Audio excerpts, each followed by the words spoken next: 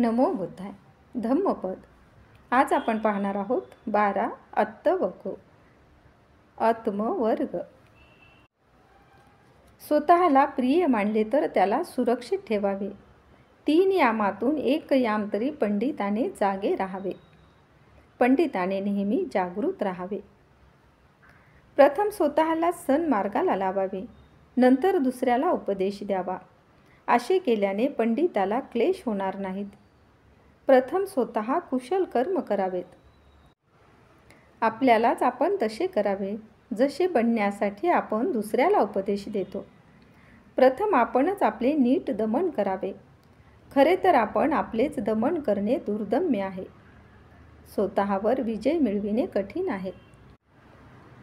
आपणच आपले स्वामी आहोत. दुसरा कोण श्रेष्ठ स्वामी असणार? स्वतःचे नीट दमन करावे. त्यासारखा दुसरा नाथ मिळणे कठीण आहे. स्वतःचा विकास स्वतः करा.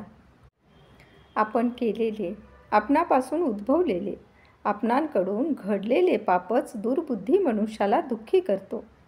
जसे दगडातून उत्पन्न झालेला हिरा दगडाच्याच मण्याला कापून काढतो.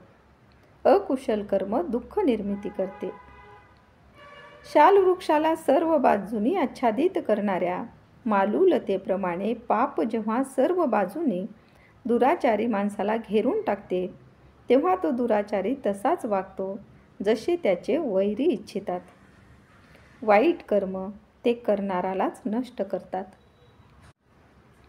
वाईट करणे सोपे आहे, तसेच आपले अहित करणे त्याहीपेक्षा सोपे आहे.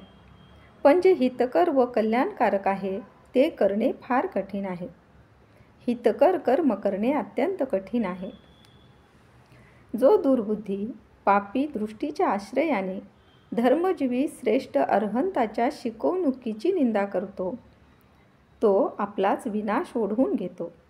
जसे वेळूचे फूल वेळूच्याच नाशाला कारणीभूत होते. बुद्ध शासनाची निंदा करणारा स्वघातकी ठरतो. आपण केलेले पापच आपल्याला मलिन करते व आपण न केलेले पाप आपल्याला शुद्ध करते.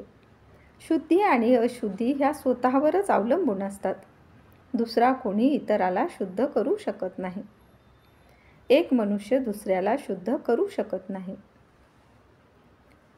दुसऱ्याचा पुष्कळ लाभ साधण्याकरिता सुद्धा मनुष्याने स्वतःचे अनहित करू नये. आपले हित नीट जाणून मनुष्याने सदर्थ अथवा परमार्थ साधावा. स्वतःच्या आणि इतराच्या प्रगतीसाठी नेहमी प्रयत्न केला पाहिजे. या पुढील भागात आपण पाहणार आहोत 13 लोकवर्ग.